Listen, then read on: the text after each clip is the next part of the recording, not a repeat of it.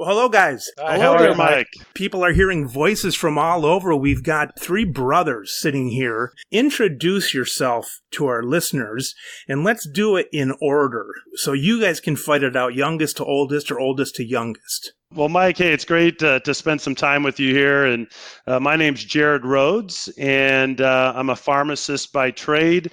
Been in the pharmacy business for over 20 years. Actually, started, went through a residency and then joined a large chain close to 20 years ago, and worked my way up and worked in the corporate environment for many years and in various operations positions, and then joined my brothers here. So that's what's brought us here today, is working with my brothers, and really excited to one, be with you today, and also to be here with my brothers as we work together on a daily basis. And Jared, before we go to Justin and Joel, sure. Tell the listeners who you guys are. What is your company and what do you do in a nutshell? And we'll obviously go deeper into that.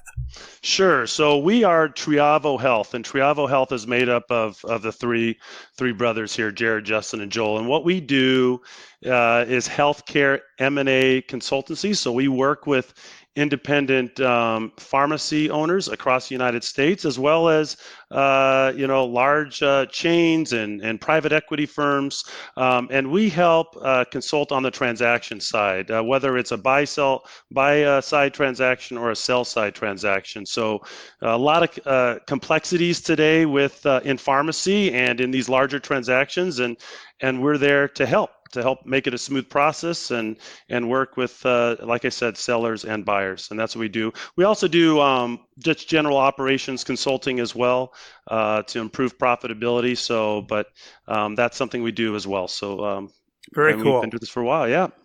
All right, so who's next out of you guys? Who's the next step down? I am the next one in line. My name is Justin Rhodes. I appreciate you having me on, Mike. I've been in pharmacy for about 20 years as well. Started as a pharmacy technician at Walgreens and went on to pharmacy school and worked retail for a little while. Then Joel and I bought our first pharmacy back in 2009. We ended up owning 4 pharmacies. We sold off most of them, grew them up, sold them off, and got into this business.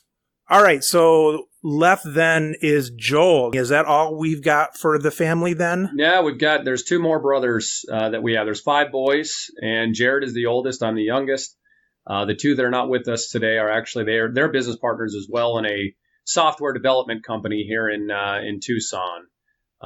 So to give you kind of a brief background, I'm one of the few that has not historically been in pharmacy. I started in real estate back about, 17 years ago or so. I started in sales for a home builder. And then, as Justin mentioned, we had an opportunity to buy one of our friend's pharmacies. He was looking to retire, and it was kind of at the cusp of, the real estate market in 2008. And so we had an opportunity to buy his pharmacy, and we took that opportunity. In 2009, I think January 9th of 2009 was the day we closed. From that point previous, I had never really stepped foot in a pharmacy before. And then after January 9th, it was kind of we ate, slept, and breathed pharmacy. And it's kind of been that way ever since. So it's been an awesome process. Well, nice to meet you guys. Thanks for being on the program here. Is it a coincidence that 2 of you, at least 2, I take it the other 2 are not in pharmacy at all by trade? No, they are not. Although one of our brothers is married to a pharmacist. Oh, is that right? Who actually used to be one of our employees. So it's really wow. Yeah. So where did the pharmacy get started in the family? Was it because of older brother Jared going to school that Justin goes, or that was not a father or anything? No fathers, no family members. I think that my mom was a nurse. Our mom was a nurse. Our great grandma was in healthcare. She worked in the Red Cross, and so healthcare has always been in our blood. But pharmacy was something Jared went into, and I just followed in his shoes. Some lady asked me, she said, why'd you go into pharmacy? And I said, well, because my dad was in it. And it's like, and he never forced me into it because I was going to do other things too. But she said, well, really, I think she was trying to get at like, what good did I have in my heart for the world that I was going to conquer with pharmacy? And I'm like, nothing, Sure. I saw my dad do it, so I know he could do it. I saw the income he made, and I'm like, I can do, if my own man can do it, I can do it. But But quite often, we just end up in things that that the road seems a little bit more clear. Are you guys all together in the same area now, or are you spread out across the country as we speak? So we're spread out. So Justin and Joel are based out of Tucson, Arizona. Okay. And I am based out of Lake Forest, Illinois, so just north of Chicago, about 30 miles. Yeah. Which works out pretty well because we do work, and we have an extended team that lives in Wisconsin and also more in Arizona. And it works out well because we work with pharmacists all over the United States. So we have good Midwest, Eastern coverage with myself, and then Western coverage with Justin and Joel. And logistically, it works out really well. You guys can probably get more done with three of you talking on the phone instead of being together. Because when you're together, you say, let's go out for lunch, or let's fix this or something. You know what I mean? It's like, it's like when I got to get stuff done in the pharmacy, I get it all done from home, like 3 miles away. Exactly. And I'll go in strictly to say hello and kiss babies and, shake hands and that kind of stuff. Slaps and backs, yep. Yeah. But so when you guys went from 2009 to 2014, was that, and Jared, you weren't part of that. No. Did you guys have this goal of around 2014, or was there an impetus to sell earlier and then you were going to do this? Or it seems like a pretty quick turnaround. Was that your plan from the start? No, it was not at all. When we first bought our pharmacy in 2008, then they passed Obamacare shortly after that. And as you know, obviously you're a pharmacy owner yourself. You kind of saw what that did to the market. We saw reimbursement constrict and just the entire consolidation of the pharmacy field. So 2009, we went in and our first pharmacy that we bought at that time, we didn't know better, but it specialized in pain management, infertility, and long-term care assisted living. And so when Justin and I bought the pharmacy, and after about 6 months, 8 months, we knew that pain management was an area we did not want to be in at all. Yeah, right. Because it's just at that time, we just didn't like it. I mean, it wasn't safe. It wasn't good. We didn't like it. It wasn't our deal. So we had an opportunity in late 2010 to sell off that aspect and our specialty infertility aspect of our pharmacy. And during that time, we were actually in expansion mode. We went and we went and secured a lease for a new building out into a active adult community of about 10,000 people called Saddlebrook. And we built Saddlebrook Drug. And so we were expanding at the time. And when Walgreens came to us and said, hey, we're interested in looking at this aspect of your business, your pain management and your infertility, we quickly obliged to sell it to them. And that was what year? That was 2010. So we closed 2009 was when we bought our pharmacy. We were in that current location for about 22 months. And it was October 30th of 2010 is when we sold our retail portion off to Walgreens. And in that time, we had built up quite a bit of long-term care business as well. We knew that was kind of a business we did want to be in because it was a little more predictive and we enjoyed it. Justin's a very, very, very good operations guy. So we would love to kind of try to make something a little bit more efficient than when we bought it. And so that happened. We built up that business. And so when we closed, we sold off our retail portion of Walgreens. We moved our entire operation up to our new pharmacy that we were going to be opening up to the public that January. How many retail operations did you condense then and sell off, basically? So we, at that time in 2010, we just sold off the retail portion of our single pharmacy because we only owned one pharmacy at that time and we were building another. Gotcha. And our plan was to open up our new pharmacy in January of 2011. And so it was kind of funny because the day we closed with Walgreens, we got our certificate of occupancy to move into our new pharmacy and run everything out of our new pharmacy. So we literally, I'll never forget it. It was Friday we closed with Walgreens and we sold all of our inventory. We cleaned out our pharmacy, cleaned out everything, went up to our new building, had to order all new inventory, and we started up fresh on Monday. Really? Wow. And that was an interesting process because we didn't even have phone service. We were running the whole thing Wow. off of a phone card. Everything, all of our switching was going out through a phone card. It was classic. It was fun though. Jared's just like sitting back thousands of miles away kind of laughing at you guys? Or why wasn't... Well, now, Jared, I know you were a bigwig in your operation at the chain, but did you ever contemplate, like, maybe these guys never asked you, but Yeah. Did you ever contemplate joining these two, or? Not back then. I was very happy with my my career path and what I was Right. doing, and back then not so much. But we talked, like, we've always been close, and we would talk on a daily basis, and just in terms of Yeah. how things are going. I was very connected, I would say, to both of them, but it never really crossed my mind. It would have required me to move. I'd moved all over with Right. Walgreens, and I was not living in Tucson at the time. I was actually living in Southern California and then Chicago. So that was part of it as well. Gotcha. So then you guys sell the retail, you go and you open up on Monday, but is it a retail again? Yeah, so we opened up inside of our retail pharmacy that was going to be opening up to the public in January of the next year, right? So this was end of October 2010. We were opening up January 4th of 2011. So we at that time basically took all of our assisted living and LTC business up there. We probably had, 500-600 beds that we were servicing. And you brought that into a retail operation because I had enough room and stuff? Correct. We brought it into a retail operation, and then so that business continued to grow.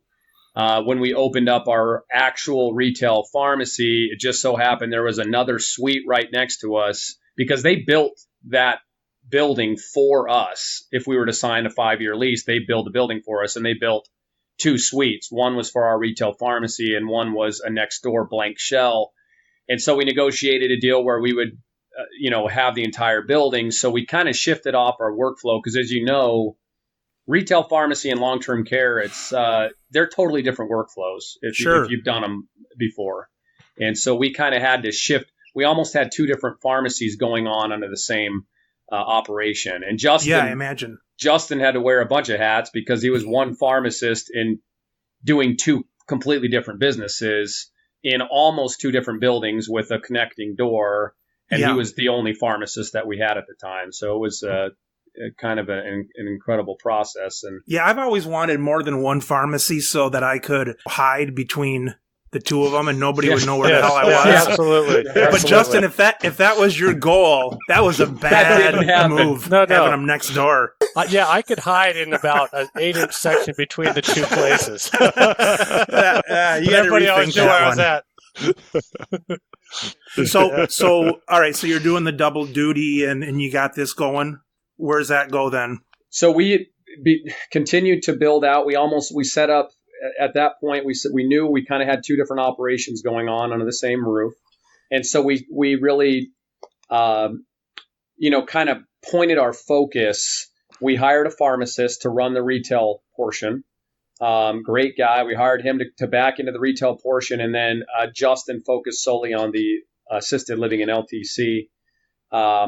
So we just so happens, it's kind of crazy how things work. Just so happens we met a gentleman who was a computer a software developer who was absolutely incredible, one of the most brilliant human beings on earth. So we did some really, really cool stuff, and Justin can kind of, I'm sure, delve a little bit deeper into it. But we did a lot of stuff that was cutting edge at that time from 2011, 2012, doing our own, delivery software, connecting our faxes to be able to do digital faxing and barcoding the faxes. There's just a lot of different stuff that we did. For people listening now, they think, oh, that stuff's been around forever. But you look back at Amazon or whatever and you say, geez, I only bought like 2 packages that year from Amazon, and now it's like 600 or something, and you just forget that things haven't been around forever. If your wife is anything like mine, you'll get 3 packages a day every day. Yeah, I know. We're all in the same boat on that one, I think. Yeah. So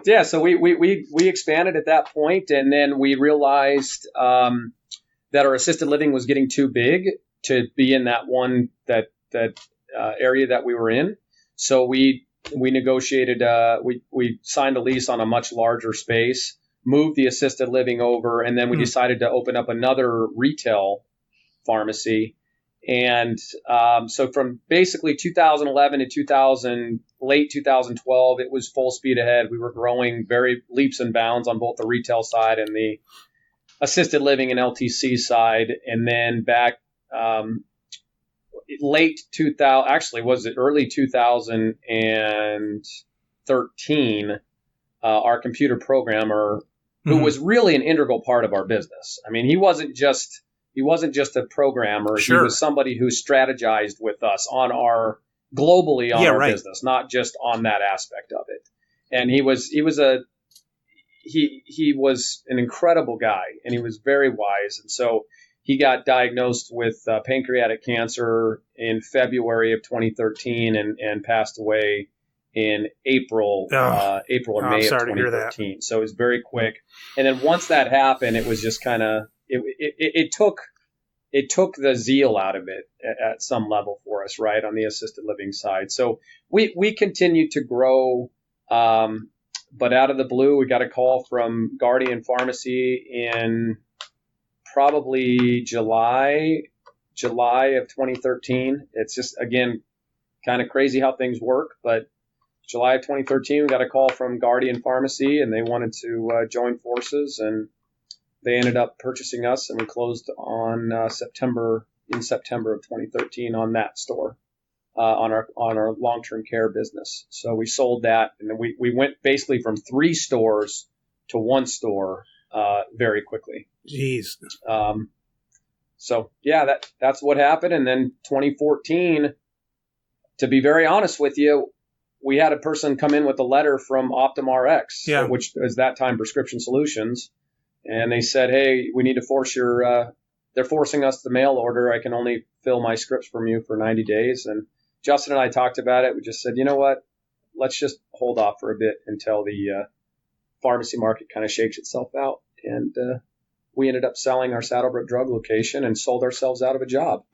So a customer came in with the letter, and that was kind of a instigator to kind of be thinking about what's happening. Yep.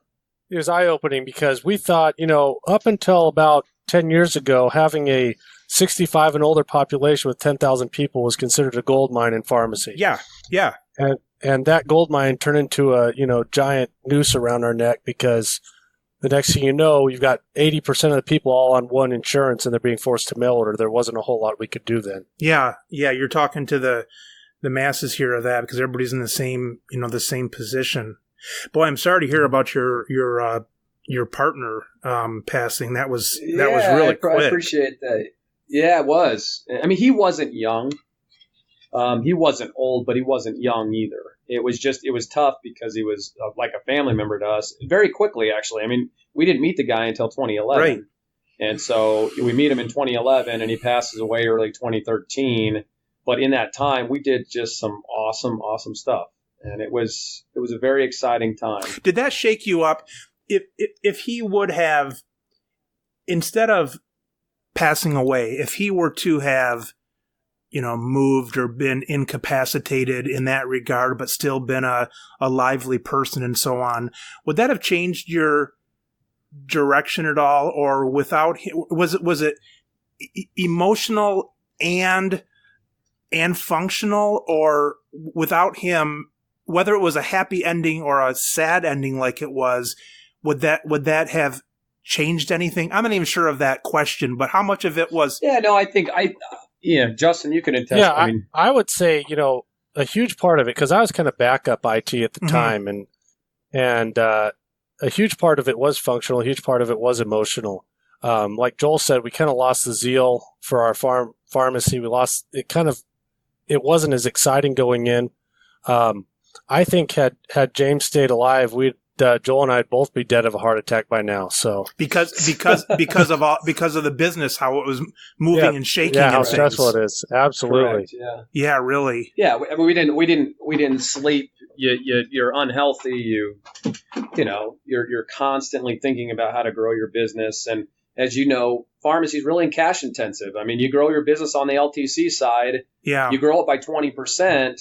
that's a lot of money. If you're a $5 million company, Right. you grow it by $1 million, that means you got another $85,000 a month that's going out, and you're not getting paid for that for another 90 days. Yeah, right. And so that process takes a toll on you when you're a small business, and you don't have just a drastic amount of. And at Capital. that time, it was right after the recession, so it's really difficult to get a business line of credit at all at that time. I mean, it was nigh upon impossible to do that. Yeah, people forget about the capital intensiveness of it because, I mean, you might have something that costs $500 and you're making, $5 on a sale of something. That means you got to make 100 of those sales just to get that on the shelf and so on. So it's really, you're right. It's really intensive.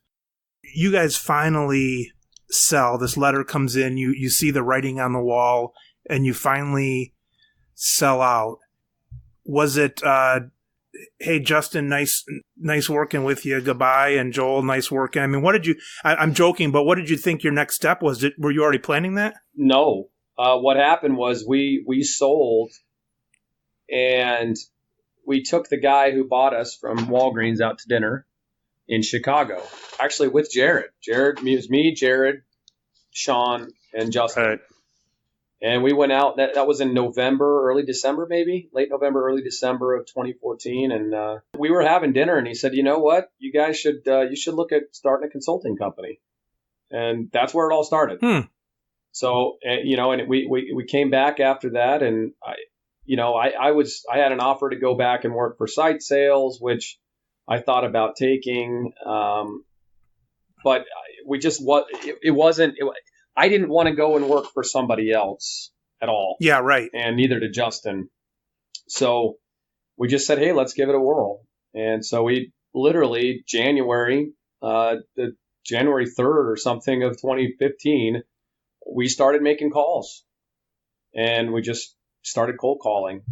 And you knew your customer base was already going to be the merger acquisition sales kind of thing? Oh, yeah, absolutely. Yeah. I mean, our call was very pointed at, hey, are you interested in selling? If you're interested in selling, look, I can help you out. Because at that time, we've gone through multiple acquisitions by ourselves. And to be frank, I wish I would have used somebody like us. Right. Because there's so much we didn't know. However, given the fact that we didn't, we learned a lot. Yeah, you learned it quicker. You learned it more quickly. A ton. Yeah, we learned a ton about it. But we had done it from the corporate side with Walgreens to, at that time, Guardian wasn't nearly as big. I mean, they were big, but they weren't nearly as big as what they are now. And so it was a two very, very different processes. And your final sale was to Walgreens of your final store? Correct. Yeah. So we sold 2 to Walgreens, 1 to Guardian, and then 1 we had to shut down because we had a non-compete. It was just a kind of a complicated lease situation that was in our pharmacy that we sold to Guardian. So it's amazing. I had years ago, I would flip flop between wanting to, always pricing myself in the market and wanting to. Some weeks I'd wake up and say I was going to sell, and some weeks I'd wake up and say I was going to buy.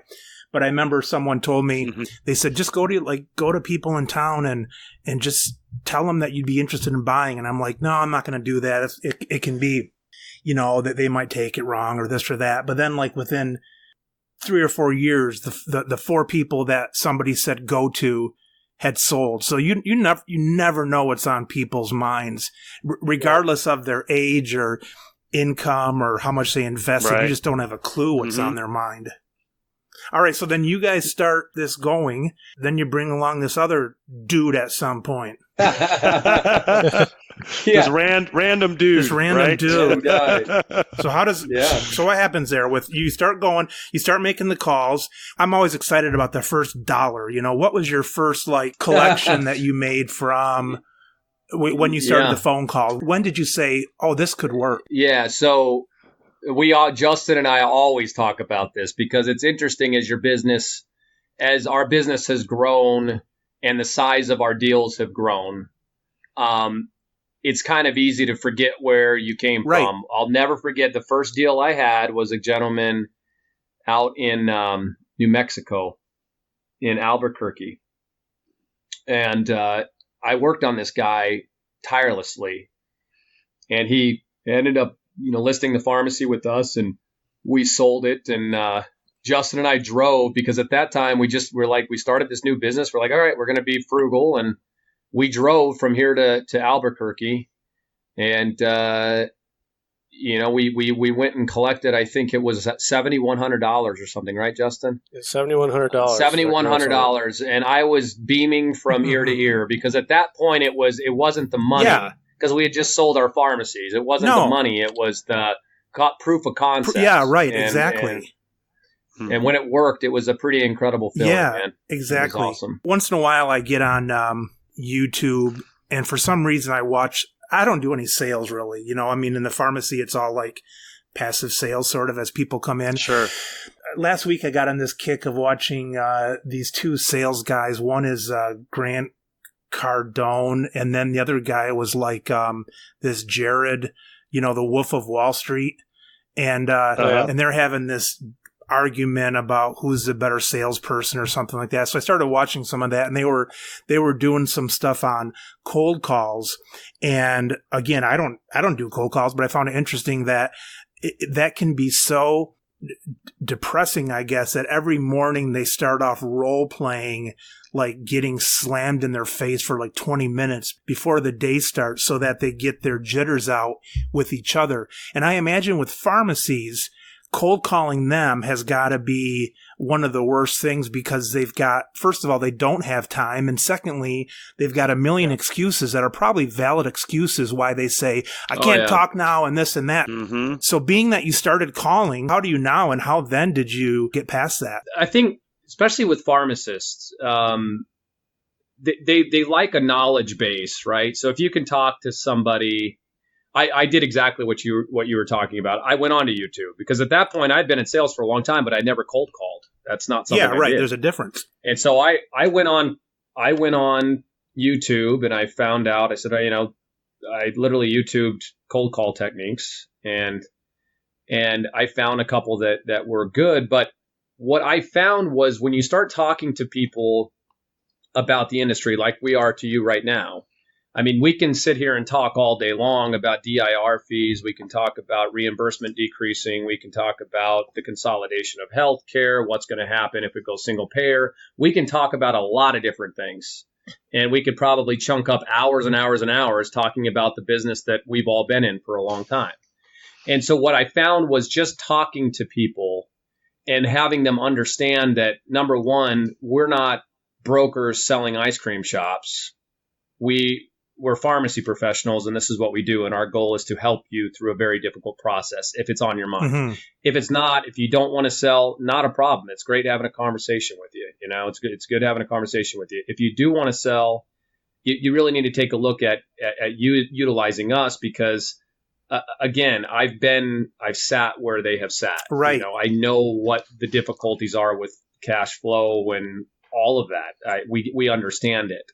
Where, if that's why a typical business broker, they don't know what a DIR fee is. They don't know what, PBMs are, and why it's an issue when Express Scripts cuts off compounding in 2016. They don't get, that's not a huge issue to them. I imagine in that there's a lot of emotions stored up. Do you guys ever get people that are just get pissed off at you because you even mentioned, like number one, selling, and number two, possibly selling to a chain? You guys must get earfuls. And people like kind of the kick the dog syndrome, where they're taking out their frustration they've felt the last 12 years onto you guys. Yeah, it happens. I would say it happens, but I'd also say what we do see is we have a group of buyers. I mean, we've got hundreds of buyers, and we don't just pitch. We're not like this one-trick pony who says, hey, I know Walgreens, and therefore I'm going to pitch you to Walgreens, or I know CVS, therefore I'm going to pitch you to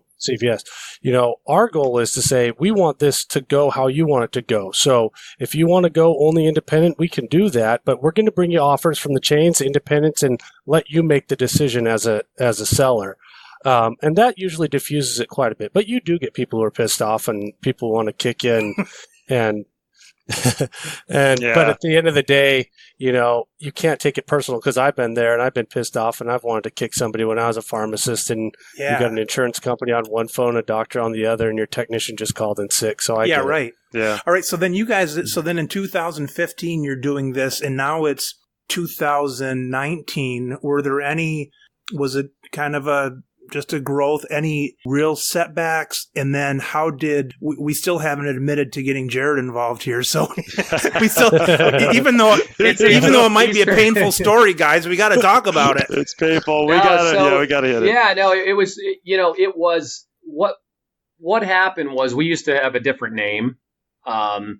We basically carried over our corporate name from when we owned our pharmacies. And yeah, I mean, were there setbacks? Sure, there definitely were setbacks, but as a whole, we grew every year a decent amount. The first year, we hardly did any deals, and the deals we did do were fairly small, but it was, again, proof of concept. So over the last 3.5 years, we grew the business, and I think, at that time, whenever you grow a business, like whether it's pharmacy or this or anything else, it's kind of taking it from the, in the trenches, you're just pressing as hard as you can to being able to get to a position where you can actually strategize. And I think that's kind of where Jared, he came in. The conversation started 2018, probably June, July of 2018 is when the conversation started, because we were pressing really hard. Justin and I were pressing really hard. I always tell people, I called so many people, my tongue fell off, and it's just that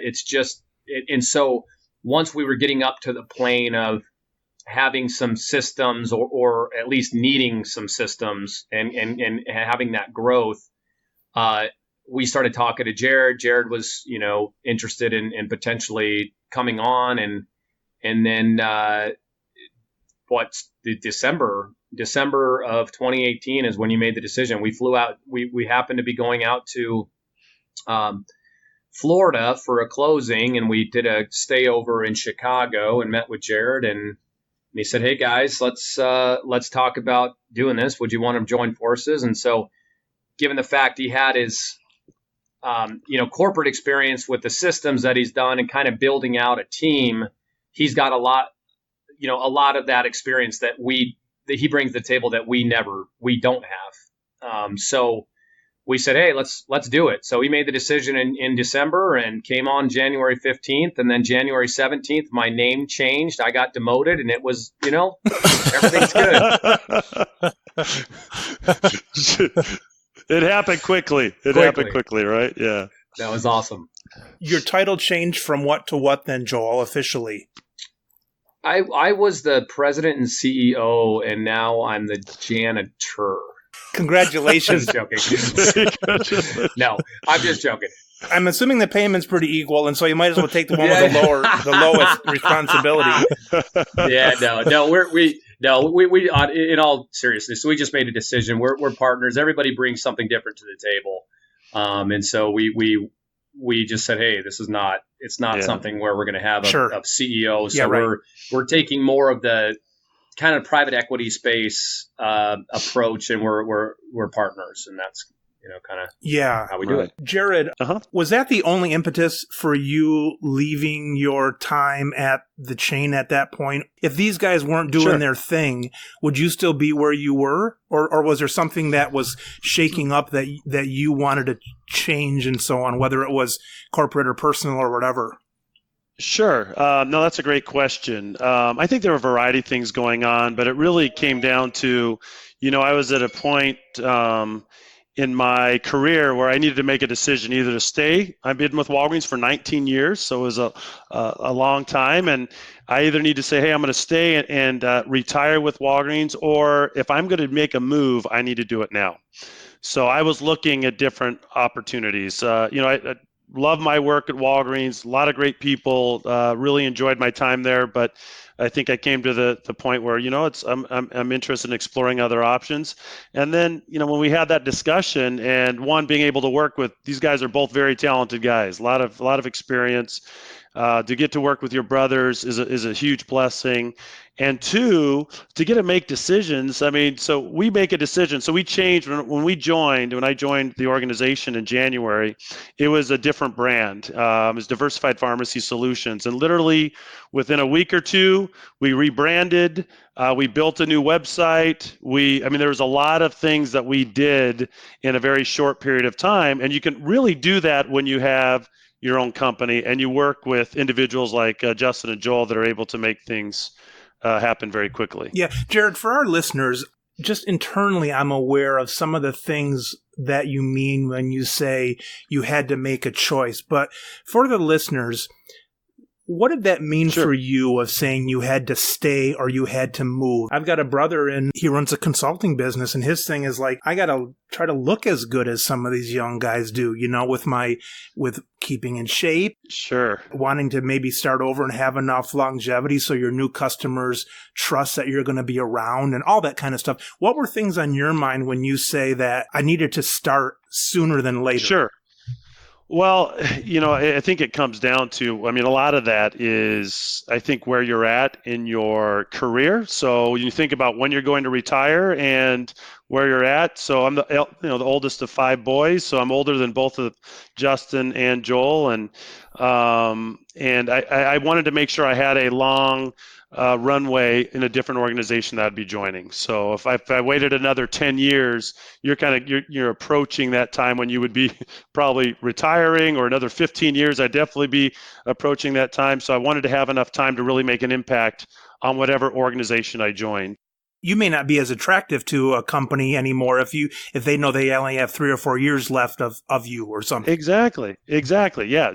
Exactly. So that definitely played into it. So there comes that sweet point where you're like, hey, this is the time to make a change. And the fact, and there was a lot of pluses to working with Justin. I just wouldn't have taken anything.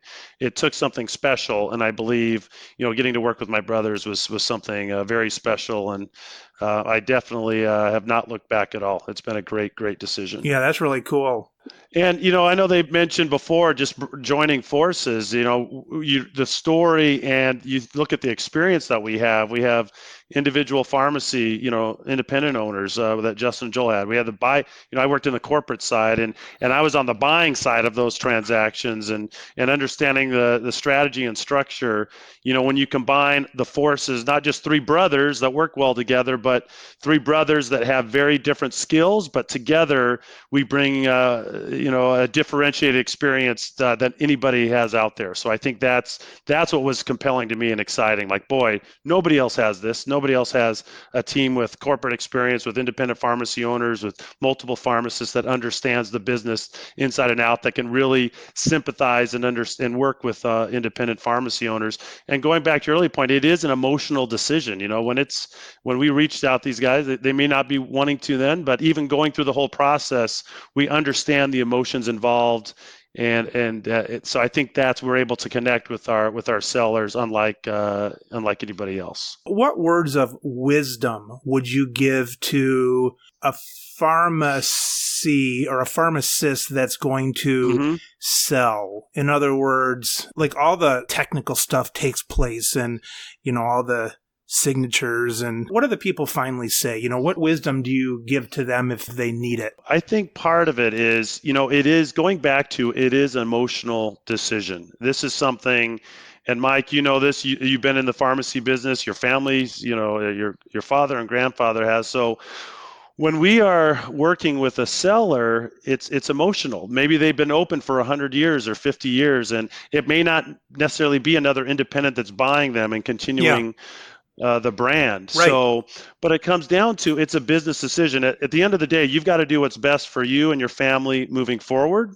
And when you look at it from that standpoint, and they're selling, and they're at that point, they want to retire, they've got to make the decision that's best for them. Or if it's earlier on, they want to try something different. And I think that's it. You've got to think about yourself, your family, as you consider this transaction and selling, because it is, like I said, a deeply emotional decision in many cases. Yeah, that's good. You do have to think about yourself, because I know, so many employees, and I've done the same thing where you're gone and you think you might stay in contact or something, but you don't. The only the big contact people have is money, and they have to. There's just too much to focus on in the world, and so sure, people get they get over it, quickly enough. You have to do what's good for yourself, and that's not always selfish, really, because the good book will say, well, don't be selfish and all that stuff, but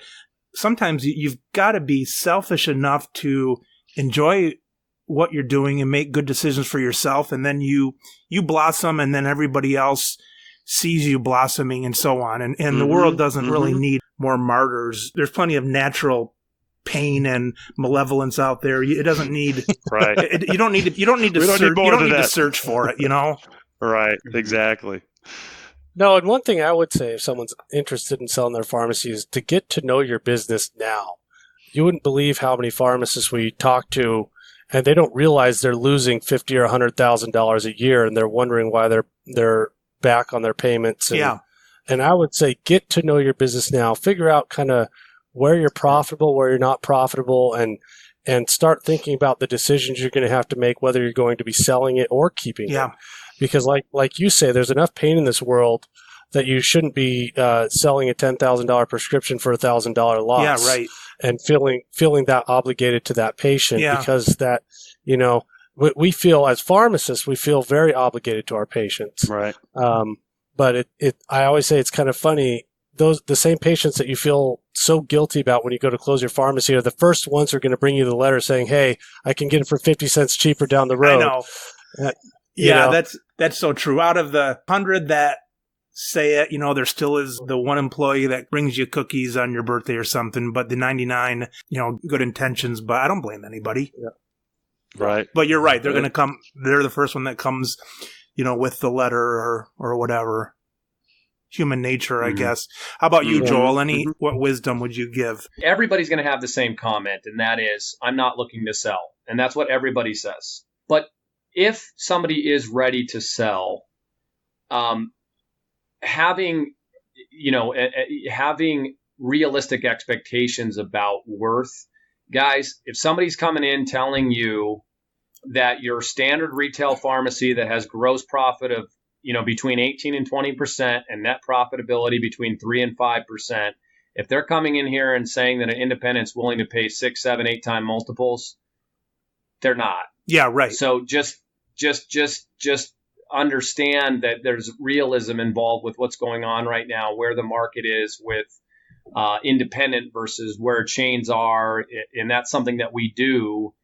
We do valuations for pharmacies so that they can get a good realistic look at where their pharmacy is. Yeah, that's got to be one of the on a scale. If you looked at 100 things in life that people would be selling, pharmacies have to be at the top of that list of what people think the worth is versus the actual worth. Gosh. Because you've got, and I mean, all the reasons everybody knows about who's listening. I mean, you just got all kinds of emotions tied up in it, and all kinds of stuff.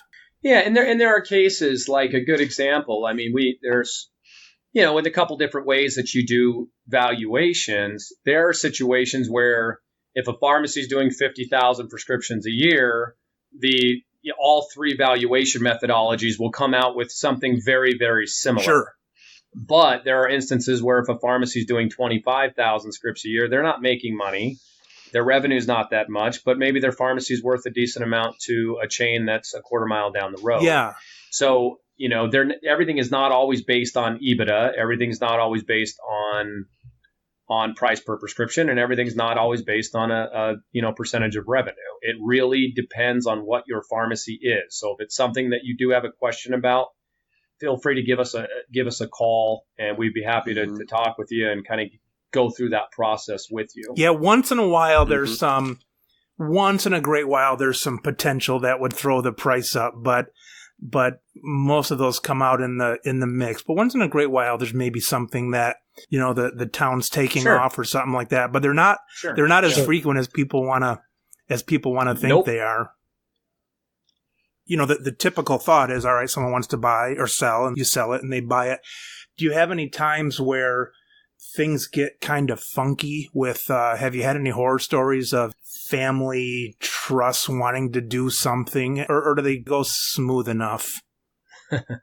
I was afraid to ask it because I wasn't sure you'd have a story, but I thought there's got to be some real crap that you guys have had to go through with that. I mean, you get paid for it, but not unless it closes. Yeah, and those may not. That's the thing. The ones that go south, you don't get paid for. Yeah. But it's here's the thing, and this is one of the things that I'll tell this to our sales, to our team members, our salespeople, you mentioned cold calls can be very disheartening. Mm-hmm. What also can be very disheartening is when you take somebody through a process, you hold their hand, you get a deal together, and that deal falls out for some reason. But Justin and I got a deal. It's a very large specialty pharmacy out in Southern Cal, and we went through the ringer on this guy.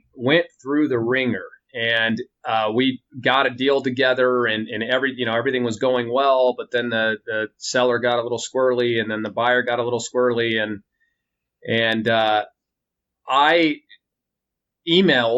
I sent an email. That's why you got to watch when you email, to watch what your cadence is in your email and really read it before you send it. Because I sent an email that in my mind didn't seem like a bad thing. But I quickly got a response from my seller that said, "Please do not ever speak to me again." Oh, yeah. So I said, okay. But then, so I obliged, and he said, cancel the deal and never speak to him again. So I said, okay, that's fine. And a year later, I get a phone call. It was on Thanksgiving Day. I get a phone call, and he says, "Hey, Joel, this is so-and-so. Do you want to list my pharmacy again?" I'm like, really? And so I went from not speaking to me ever again to, do you want to list my pharmacy, to us selling to the same purchaser that was on the docket 18 months earlier. Isn't that something? It was unbelievable. And so, and everybody's happy, and that the buyer has just exploded the business, and the seller's happy. And now it's like, he sends me Christmas cards. And so that kind of stuff happens. And it's good to be able to tell your staff, hey, don't get disheartened. You get that with customers too. They're never going to be back, and this and that. And it's like, all of a sudden they're back with smiles on their faces. And it's like, maybe they were triggered. They're not in their reality. And they're saying stuff they don't even recall they said. They probably never brought up the past of that. You never found out why he didn't want to talk to you? No, I mean, I think he didn't like my email. It was direct. It wasn't mean. It was direct. And sometimes you got to do that. But right. Frankly, the email was warranted. It ended up working. It did work. I mean, the thing again, what happens is you have a lot of these. Our goal is to, again, set people's expectations and exceed people's expectations, right? Yeah. And you have a lot of other entities out there that will say a lot of things. Yeah. They'll say, "Hey, I'll get you this. I'll get you this. I'll get you this." That was exactly what happened. I mean, he had a lot of people that were saying, "Oh, I'll sell your pharmacy for this. I'll sell it for this. I'll sell it for this." And guess what? 18 months later, nobody had sold their pharmacy. A lot of people had come and looked and lowballed and done this and done that, and he didn't get a sale. So he comes back to me. We end up making a deal and selling his store. About everything you say can be, all the listeners can put into their daily life. It's the customers that come in and say, "Well, I can get this $100 item that you have. I can get it for $80 down the road." And you're like, "All right, well, why didn't you get it?" It's like, "Well, they don't have it." It's like, you can't get it for $80 then. I assume you're enjoying life, you're enjoying what you're doing. Does this then carry on then for 10 years, growing this? Do you have any other, not that you should, do you have any other urges in you to say, after so long, we're going to do this? And I'm not saying you should change course if the course is going well, but do you have any of those ideas or thoughts? Jared has always wanted to open up a petting zoo. Joel, that was pretty classic. Yeah. One of these years, Joel. One of these years. Petting zoo, here we go. Is that true? No, it's no, not. no, There's it's nothing not. wrong with a petting zoo, by the way. But so, Mike, regarding your question, so yeah, Triavo Health will continue to grow in other ways. So right now we are focused on pharmacy, but I can tell you that we're working on a variety of other things that will continue to be part of the Triavo brand, and that's part of the reason why we did some branding changes, Mhm. because we want to make sure we have that Right. flexibility to expand in other areas and do other things. So I can tell you, we always have great ideas. Justin has great ideas, and we have several things in the docket that we'd like to pursue in the future. So, Yeah. so yeah, definitely want to do this to the best of our ability, better than anybody else. We want to build that brand, but in the meantime, setting our sights to make sure we're diversified and working in a variety of other areas. So you'll see that in the future. And you're learning the ropes now of the Yeah, procedures you put together, and you could, absolutely. put that over into other industries too. Hmm. What do you guys personally, what do you least like about your workday? Like, you got to do the paperwork or the travel or the dealing with whatever. Is there anything that you don't enjoy? I get tired of staring at spreadsheets all day. It starts going sideways after a little while. Yeah, right. Yeah. Getting ugly data is a rough thing to do, trying to unwind something that's been given to you poorly. And you might get that like in Um, any different way, right? It could even be like paper and pencil, but sometimes it's a bad Yes. QuickBook file or something like that. bad QuickBook file, or someone, every time we go to list a pharmacy, we have a questionnaire. We say how many prescriptions you do in a week, and they fill that out. And then finally you get the reports and nothing matches up. And you say, is this the same pharmacy that we have a questionnaire for, because nothing looks right? And so trying to get that rectified. Do you think they're guessing, or are they picking their best week in history, or what? No, I don't think there's anything malicious about it. I think what it comes down to, you've worked as a pharmacist, Mike. If someone would ask you how many prescriptions you fill, a lot of times it's like, well, I filled 500 on a Monday after a holiday. Yeah, right. So you say, I fill 500 a day. Yeah. Well, that's not 500 a day. That's not 3,500 a week. No. That's 500 a day one time after a major holiday. But that's what you tell your wife, at least, when you come home. Exactly. We all have Gotta coping impress the wife. mechanisms. Yeah, all the tricks. We have all the tricks. So Not just impress them, Jared. I mean, it's impress, but it's also feed up after dinner, not helping with the Right. dishes and those kind of things. Exactly. Not that I would do that. no. See, my wife's also a pharmacist, so I can only get so far on some of this. So she knows. She knows. Yeah, exactly. She knows. How about you, Joel? Yeah. And anything that you'd prefer not to do during the week? You mentioned paperwork. I'm not a paperwork person. It's not something I like. I like to work with people. Oh, you're with people That's more, yeah. I work with people. I like to be at the kind of front end of working with people, that emotionally working with them, making sure, talking them through deals, that kind of stuff. So that's what I like most of all. I don't like having to collect documents. I don't like any of that stuff. And that's what's been pretty awesome is the new systems that we have in place now are making that easier for everybody involved, both from our side and from our sellers side as well. Trying to make things as automated as possible, electronic as possible, things you're not having to sit there and fax, 500 pages. And we're trying to get that to where it's a lot easier for everybody. It's almost like the college admissions process that finally, after hundreds of years, is maybe trying to narrow down a little bit. Yeah. And just being in an office for, 8 hours is not, it's not fun. And that's what's cool about this job for us is we do travel a decent amount. Yeah. We're talking to people. We can take our business home with us. On the flip side, we can go home and spend time with our families Right. if we're not at a closing, and it's awesome. On your very nice website, I know you've got a great team on there besides yourself with a few of your sales and support and things like that. And I'm sure they keep you guys out of mischief, out of trouble. They do. It's a full-time job. Yeah, I'm sure. How about you, Jared? What things do you kind of like you wake up and say, I got to do that today? Well, so I think I'm similar to Joel in that, and Justin, we're all kind of we like interacting with people. I like talking to people. Yeah. I like the relationship aspect of it. I've always been as a leader, at Walgreens, and it's just been something that I've enjoyed. And in going back to the challenges is, when you are painting a picture to a buyer on a pharmacy, it does require a lot of details. It requires a lot of reports.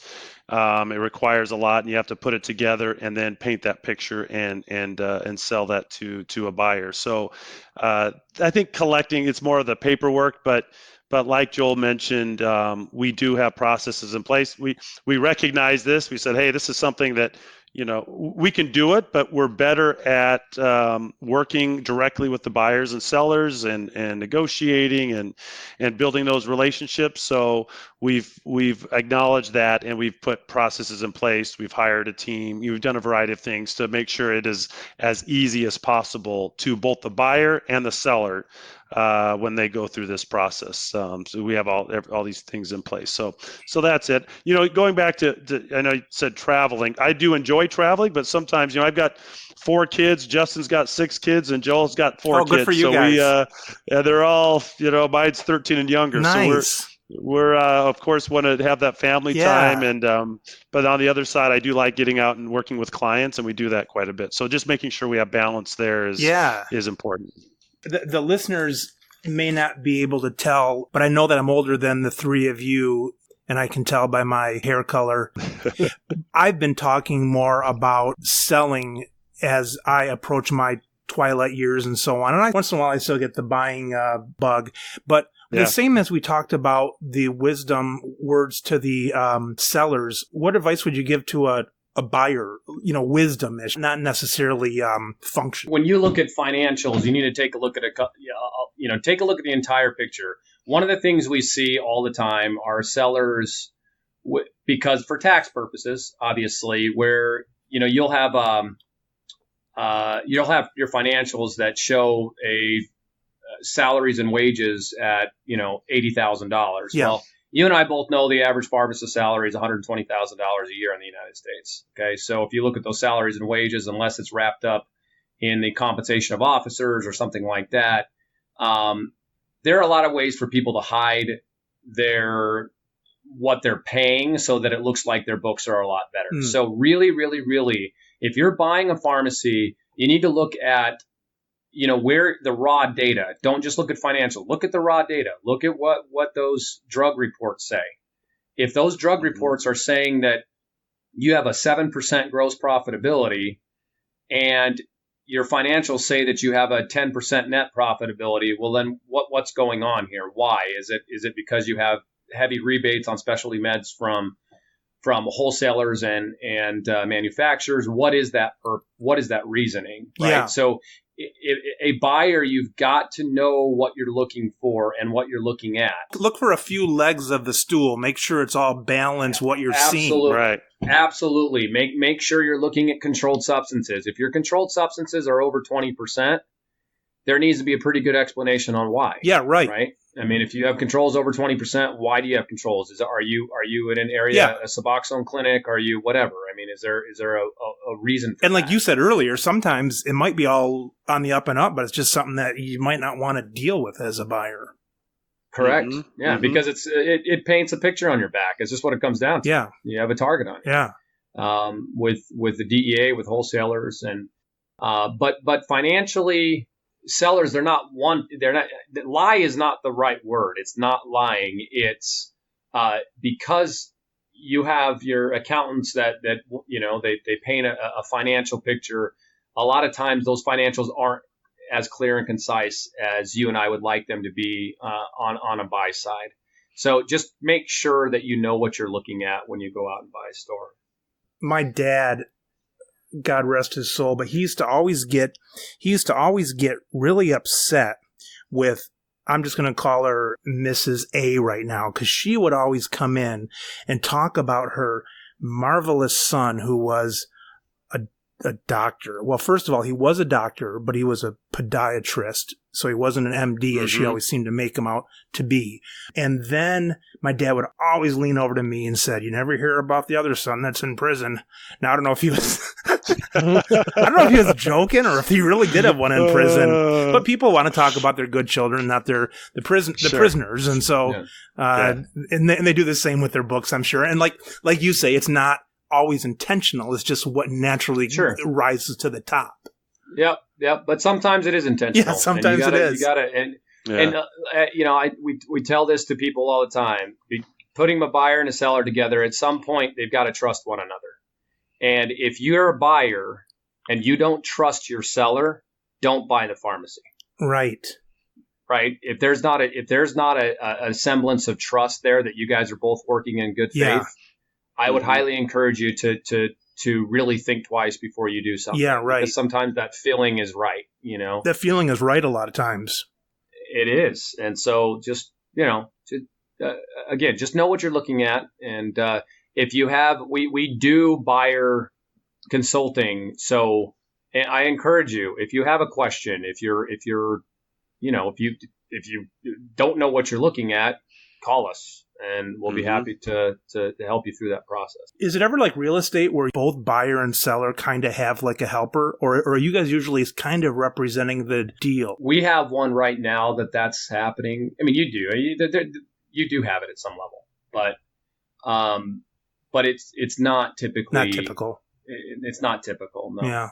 Yeah. What advice would you guys give someone listening to this now has some questions at least? I'm assuming they could reach out to you, and that'd be the first step. Absolutely. So I would say, so we have our website, www.triavohealth.com. All of our information is there, and we are there to answer those questions. And whether they're thinking of selling or buying, we're also on LinkedIn. Triavo Health's on LinkedIn, and we're all on LinkedIn as well. And so I would really recommend that they reach out to us and we can answer those questions as they come up. So whether they're, like I said, buying or selling, we're there for both.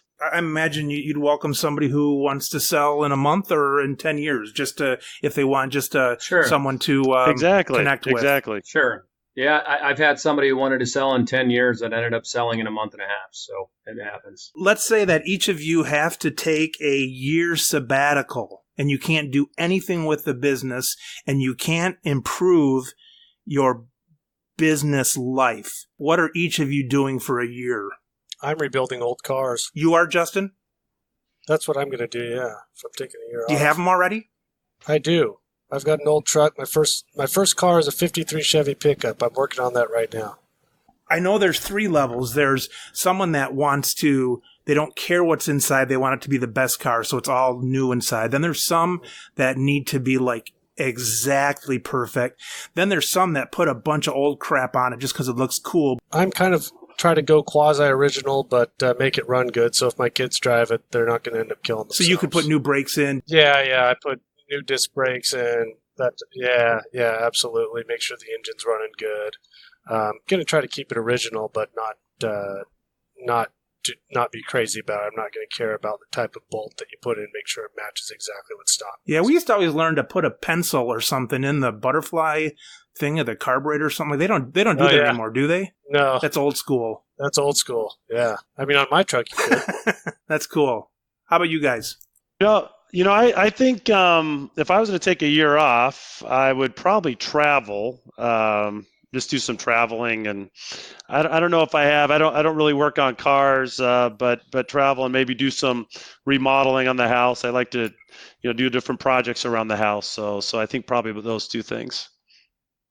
I was talking to a friend years ago. We both did very minor remodeling of our basements. We both had like rec rooms in the basement. And I told him how much I enjoyed that. And he said, it's probably because, pharmacy you go to and it looks the same every day. You go in the morning, you help people, you leave, it looks exactly the same. And it's neat kind of in life sometimes to have something that you can actually show progress on and not reverse progress like with the DIR fees and things like that. Right. How about you, Joel? You know what? I play music a lot. I play guitar. I would probably do that. But I'll be honest with you. I think I would go insane. I think it would be tough for me to take a year off. Yeah, right. Well, hey, you guys, it's really fun meeting you. You too, Mike. Mike, it's been an absolute pleasure meeting you as well. Thank you. I hope the listeners will realize that even though they might be going through a lot of emotion selling or buying, that there's real humans out there to help them and that have been through it before. And I hope that they've enjoyed, listening to us talk as much as I've enjoyed talking to you. Absolutely. Appreciate the opportunity. Yeah. All right, you guys. I look forward to being in touch and continued best wishes to you. Thank you, Mike. To you as well. All right. Thanks, guys. Take care.